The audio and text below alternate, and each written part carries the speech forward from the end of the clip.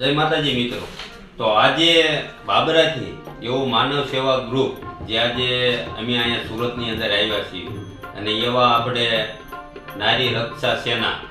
જે સેજલબેન સરવૈયા, જોકે અત્યારે એમ જબરજસ્ત એવું નેટવર્ક છે જે પોતે કામગીરી કરી રહ્યા છે। તો આજે અમે સેજલબેનની ઓફિસે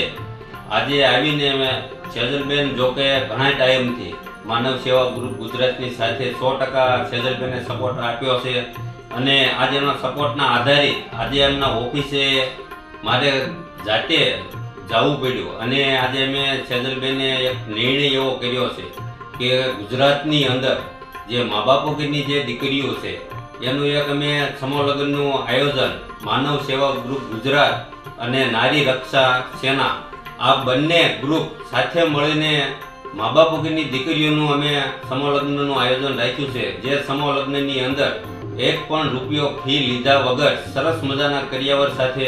દીકરીઓને અમે પરણાવવાનું નક્કી કર્યું છે, જે આપણે આગામી 5મા મહિનાની અંદર જે અમે ગ્રુપના આધારિત જે તારીખ નક્કી કરવાના છીએ। જય ભવાની, હું સરવૈયા સેજલબેન, ગુજરાત નારી રક્ષા સેના સ્થાપક।